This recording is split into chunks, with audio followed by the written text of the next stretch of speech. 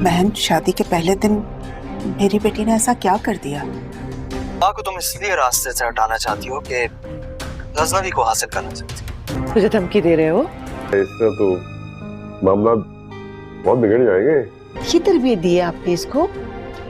शरीफ घरानों की बहुएं ऐसी तो नहीं होती।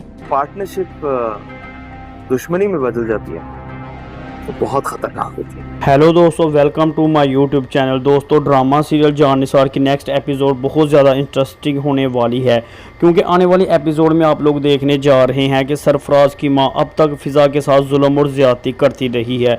अब इसकी अपनी बेटी की शादी हो चुकी है, तो अब इसकी बेटी के साथ भी वही सब कुछ हो चुका है जो कुछ वो फ़िज़ा के साथ करती रही है। शादी के अगले रोज़ ही खिज़र के घर वाले सरफराज को और इसकी माँ को बुलाते हैं। सरफराज की माँ ये सुनकर बहुत ही ज़्यादा हैरान हो जाती है कि आखिरकार संबल ने ऐसा क्या कर दिया है, उन्होंने हमें फ़ौरन बुला लिया है। जैसे ही संबल की माँ वहाँ पर जाएगी तो खिज़र की माँ से सवाल करेगी, बहन अब ऐसा भी क्या हो गया कि शादी के अगले रोज़ ही आपने हमें बुला लिया है।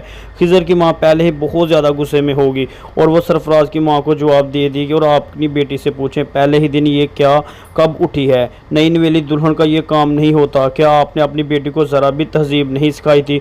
और इसने मुझसे बदतमीज़ी भी की है। और वही दूसरी तरफ दुआ का बाप नौशेरवान के ऑफिस जाएगा, जाकर इसे बात करेगा, इससे समझाने की कोशिश करेगा।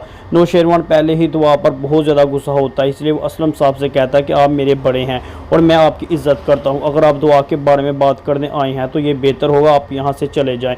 दुआ के बारे में मैं कोई भी बात नहीं सुनना चाहता।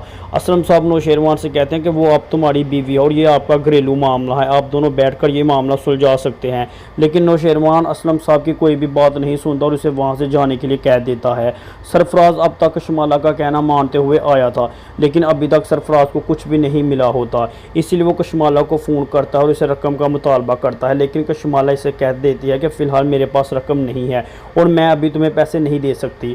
सरफराज को ये बात सुनने के बाद बहुत ही ज़्यादा गुस्सा आता है और वो कशमाला से कहता है कि हमारी पार्टनरशिप इसी बुनियाद पर है कि मैं तुम्हारा काम करूँ और तुम मुझे पैसे दोगी, लेकिन अभी तक तुमने मुझे एक फूटी कोड़ी भी नहीं दी है। अगर तुमने मुझे पैसे नहीं दिए तो मैं जाकर नौशेरवान को सारी हकीकत बता दूंगा। कशमाला सरफराज से कहती है, इसका मतलब है तुम मुझे धमकी दे रहे हो।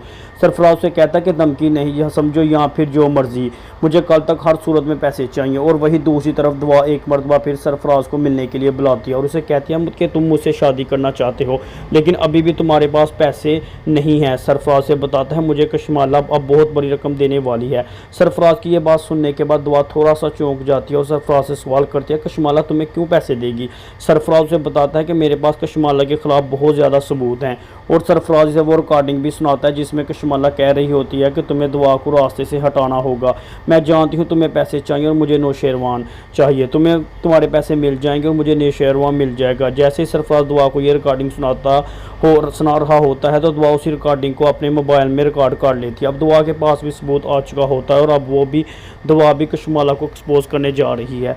दोस्तों, आपको आज की वीडियो कैसी लगी हमें कमेंट करके ज़रूर बताना। अगर आप इस ड्रामे की हैप्पी एंडिंग देखना चाहते हैं तो कमेंट ज़रूर कीजिएगा। दोस्तों, अगर आपने अभी तक हमारे चैनल को सब्सक्राइब नहीं किया तो हमारे चैनल को सब्सक्राइब करके साथ दिए बेल आइकन को लाजमी प्रेस कर दें, ताकि इस तरह की वीडियो का नोटिफिकेशन सबसे पहले आपको मिलता रहे और आप रहें बाखबर।